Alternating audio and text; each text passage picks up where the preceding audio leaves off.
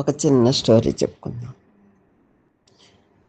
ఒకరోజు ఒక దేశంలో ఒక రాజు ఉంటాడు.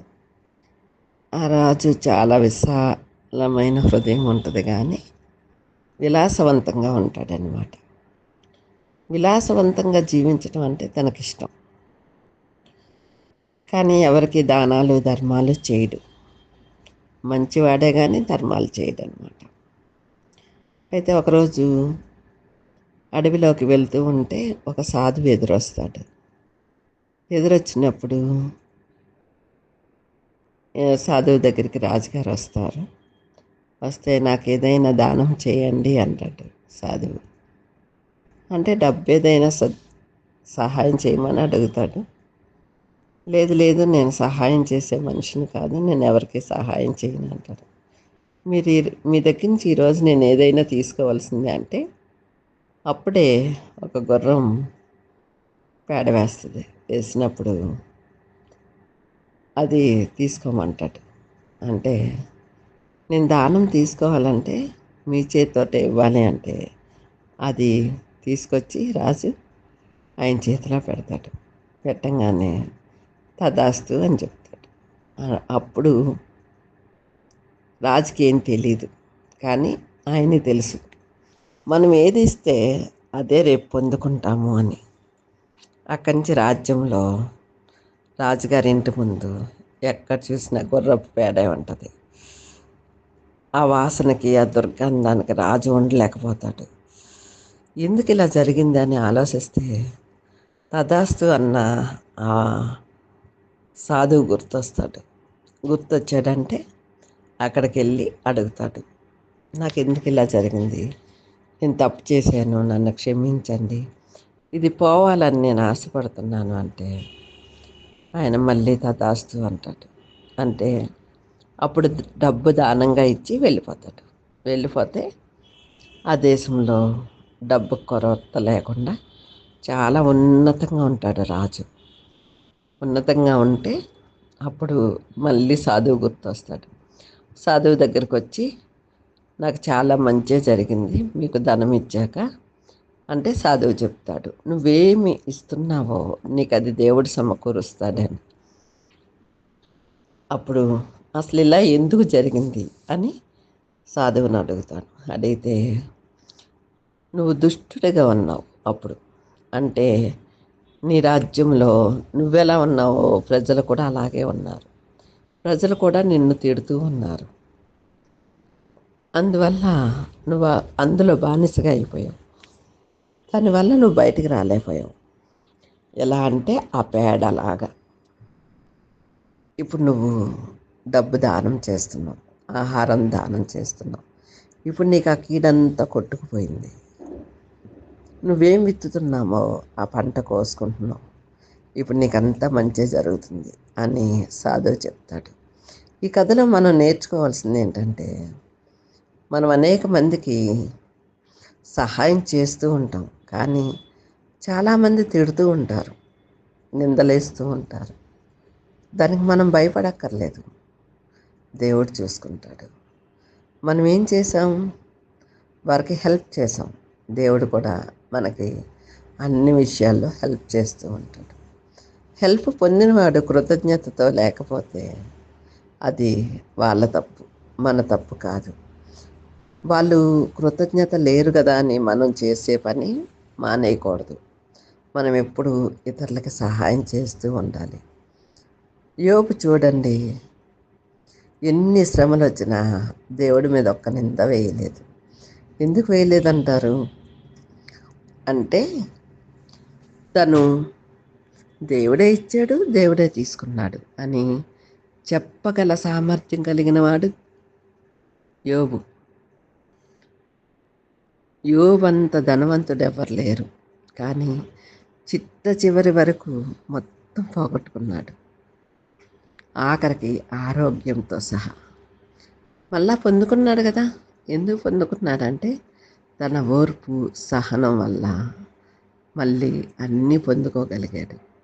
అందుకే మనకు కష్టం వచ్చినప్పుడు వెయిట్ చేయాలి, మనకు బాధ వచ్చినప్పుడు వెయిట్ చేయాలి, అలాగే సంతోషం వచ్చినప్పుడు కూడా వెయిట్ చేయాలి. సంతోషం దేవుడిస్తున్నాడా, మనకు మనం తెచ్చుకుంటున్నామా అని ఆలోచించాలి. చాలామంది సరదాగా ఉన్నాంలే, అందరితో బాగున్నాంలే అనుకుంటారు. కానీ మనసులో వేదన ఉంటుంది, దానికోసం వెయిట్ చేస్తారు. వెయిట్ చేయాలి కూడా. మనం ఎంత వెయిట్ చేస్తామో అంత మనకు మంచి జరుగుతుంది. దేవుని రాకడ సమీపంగా ఉంది. మన వెళ్ళాల్సిన మార్గమంతా ఎన్నో ఒడిదుడుకులున్నా మన గమ్యం పరలోకమై ఉండాలి. మనం జాగ్రత్తగా నడుస్తూ ఉంటే దేవుడు మనకు తోడుగా ఉంటాడు. ఆ రాజుకి జరిగినట్లే ప్రతి మనిషికి జరుగుతూ ఉంటుంది. పాపక్షమాపణ అంటే, ఆ పాపం నుంచి విడుదల రావాలి అంటే అదే ఆ పేడ వాసన. అది చేదు, ఆ స్మెల్ భరించలేంది. అందులోంచి బయటపడి మంచి పనులు చేయాలి అంటే ఫస్ట్ మారు మనసు కలగాలి. మారు మనసు అంటే ఏంటి అని చాలామంది అడుగుతారు. ఇన్నాళ్ళు ఎన్నో తెలుసో తెలియక పాపాలు చేసాము, ఈ తప్పులన్నీ క్షమించమని దేవుణ్ణి అడిగితే వచ్చేదే మారు మనసు. మారు మనసు వచ్చినట్టు ఎలా తెలుస్తుంది అంటే, దేవుడు నీతో మాట్లాడుతూ ఉంటే ఆ మాటలు వింటూ ఉంటావు నువ్వు. ఆ విన్నప్పుడే నీకు మారు మనసు వచ్చేసినట్లు. దేవుడు నువ్వు చేసే ప్రతి పనిలో నీ తోడుంటాడు. నీకు కష్టం వచ్చినప్పుడు చెయ్యోతిస్తూ ఉంటాడు. నువ్వు ఏడ్చేటప్పుడు నీ కన్నీళ్ళు తుడుస్తూ ఉంటాడు. నీకు ఏ అవసరం వచ్చినా అవసరం ఏదో విధంగా తీరేదట్లు చేస్తాడు. అప్పుడు దేవుడు నీకు తోడున్నట్లే, అంటే నువ్వు మారు మనసు పొందినట్లే. అప్పుడు తీసుకుంటావు చూడు బాప్తీసం. ఆ బాప్తీసానికి కట్టుబడి ఉండాలి. బాప్తీసము అంటే దేవుని యందు, తల్లిదండ్రులందు ముగించబడి దేవుని యందు లేపబడిన వారమై ఉంటాం. అక్కడి నుంచి దేవుడితో పాటు నడవగలం. హానోకు చూడండి, దేవునితో నడుస్తుందంట ఎన్నో సంవత్సరాలు, 900 సంవత్సరాలు చిల్లర బతికాడు కదా హానోకు. కష్టాలు లేవంటారా? సంతోషాలేనా? అన్నీ ఉంటాయి. కానీ దేవునితో మాట్లాడుతూ పరలోకానికి వెళ్ళిపోయాడంట. హానోకు చనిపోలేదు. అందుకే హానోకు వల్లే జీవించాలి, దేవునితో నడవాలి, దేవునితో మాట్లాడగలగాలి. దేవునితో మాట్లాడటం అంటే ప్రార్థన చేయటమే కదా. దేవుని మనతో మాట్లాడటం అంటే వాక్యం వినడమే కదా. వాక్యం వింటూ ఉంటే ఆయన ప్రతి మాటలోని స్పష్టంగా మనతో మాట్లాడుతున్నారు కదా. మనం వినిపించుకోవాలి. అలా విని దాన్ని మనం సరిచేసుకోగలగాలి. చాలామందికి తెలియని విషయం ఏంటంటే, దేవుడు మాట్లాడతాడు అని క్రైస్తవులు అంటారు. ఎలా మాట్లాడతాడు, ఆయన అసలు ఎక్కడ కనపడతాడు, ఆయన అసలు ఎలా ఉంటాడు అని అనుకుంటారు. ఆయన అపురూప సౌందర్యవంతుడు, ఆయన అశ్రుత జన పాలకుడు. ఆయన్ని వర్ణించడానికి మాటలు సరిపోతాయా? సరిపోవు. కానీ చూడకనే విశ్వసిస్తున్నాం ఆయన ఉన్నారని. చూసి విశ్వసించింది గొప్ప కాదు కదా, చూడకుండా విశ్వసించిందే గొప్పతనం. మన పితరులు అందరూ యేసయ్యను చూశారు. శిష్యులే కానీ కొత్త నిబంధన గ్రంథం అంతా యేసయ్యను చూశారు కదా, చూసి నడిచారు. వాళ్ళకంటే మనం గనులుగా ఎంచుతున్నాడు దేవుడు. ఎందుకో తెలుసా? మనం చూడకుండా ఆయనతో నడవాలని ఆశపడుతున్నాం. ఆయన మాటలు వింటున్నాం, ఆయనతో మనం మాట్లాడుతున్నాం, మన ప్రతి అవసరతకి ఆయన్ని పిలుస్తున్నాం, ఆయనకి కృతజ్ఞతాస్తుతులు చెల్లిస్తున్నాం, ఆయన చేసిన ప్రతి మేల్ని మనం అనుభవిస్తున్నాం.